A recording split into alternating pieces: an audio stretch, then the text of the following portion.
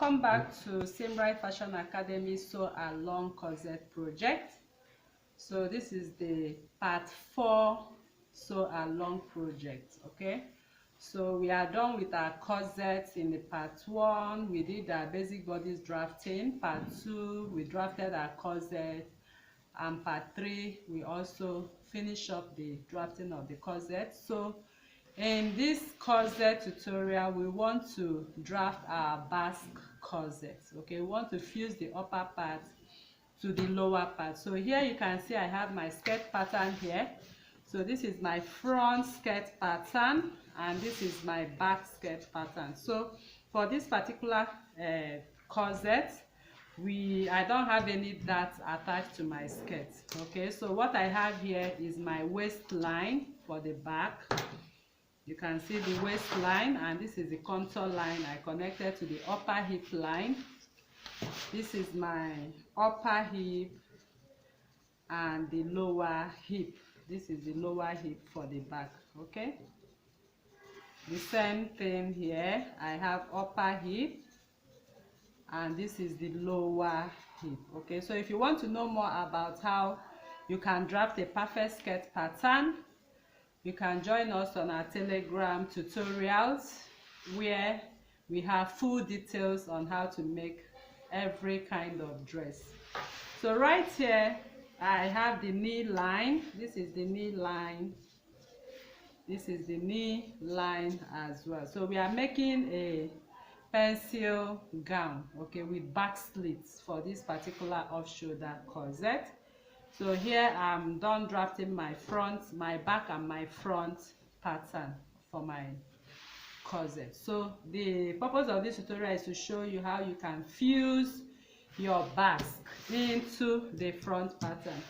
So that being the case, I'm going to cut out what I have on my here on my pattern. I'm cutting what I have on the front pattern. So the front pattern center front is going to be cut on fold. Okay, so the front skirt pattern is going to be cut on fold. So I'll just go ahead and cut my hip line into the my waistline into the hip line, then I'll take it all the way to the knee line, and then I will cut straight to the full length of what I have for my skirts. So this is actually what we are going to make use of for this particular tutorial. So today's tutorial is going to focus on the sewing, on the forming of the basque effect. So I'll be using my front skirt pattern, and here I will come with our pattern which we made in the last tutorial. This is the corset. You can see everything is matching up accordingly. So to form that basque effect, which is the purpose of this tutorial, the upper piece of the corset now, I'm going to apply my adhesive at the back because I need to fuse the back and front together. So I'll be fusing the back and front. Okay, so this will be done only on the front pattern. So I come with a piece of paper because I want to fuse the up and down together, so I'll be able to form my basque effect for my corset. So this is what I have right here. Okay, so you need to merge them together. So the next thing I will do is to create my basque. So I wish to make a basque of 5 inches because I really need the basque well basque. So I'll come with my straight ruler and connect the basque from that 5 inches to my waist. But the minimum you can take for your basque is 4 inches and it's standard. So you can see what I did right there, and I formed the basque. So I'll simply trim off what I have here to the main bodies, you can see, and then trim off what I have here on the center front. So you can see the gown itself is showing itself. So at the basque area, I will simply come here and cut off Can you see that? And that is that. So once I'm cutting my patterns right now, this is going to be my corset. I'm going to sew in my corset at that point. So this part will be unfolded. Of course, it's a sew along. You see what will happen when we want to start sewing. So this is the back. So all I do is to cut this unfold and fuse what I have right here back to that point, and we are done. So that is how to create your basque effect. Okay, so if you are creating a basque effect, this is how to go about it. So now I'm setting this pattern aside right now. This is the front pattern with its full basque effect. So I'll come over to the back. The back has no basque. Okay, so please, the back will be cut and sewn accordingly. So I'll just trim off what I have on the contour line. Then I'll cut on this line like this. So I'm cutting on to my knee line. So like I said, if you want to learn how to draft a perfect skirt, you can join our Telegram online classes. I'll be dropping the link on the description box below, so you can join us to learn more. So the center back will be the part we'll be having a zipper for this corset. Okay, so I'll just cut.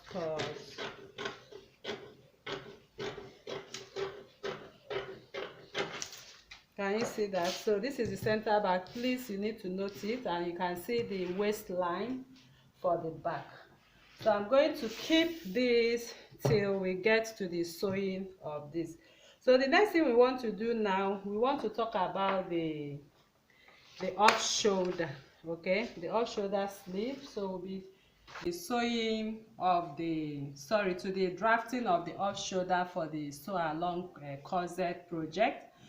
So here I have my paper and I folded it by 2 equal parts and make a crease line to it.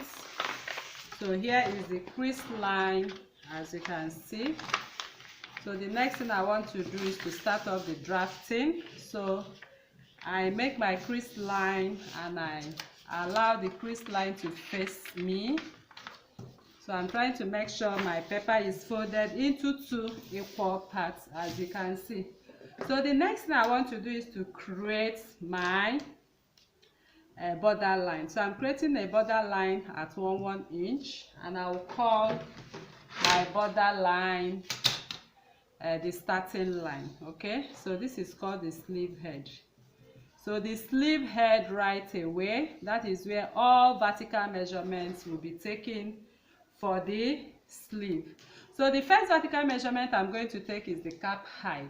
So the cap height is determined very easily and simply from your pattern. Okay, so whatever point, this is the point at which the sleeve is going to be connected. As you can see, at this point I take my measurement to the chest line, and here I have 3.25, and that is what I'll use as my cap height. So it works perfectly for every off shoulder, so that the sleeve can match up. Okay, so this is what I do, and it has been tested and proved. Okay, so you can see from here to here, that is the measurement I have here as the cap height.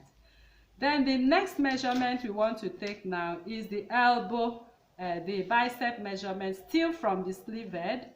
I take my bicep length at 8 inches, and then I take my elbow measurement at 13 inches.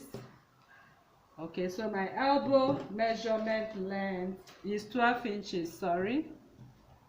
Okay, so I have it at the length at 12 inch, okay, 13 inches.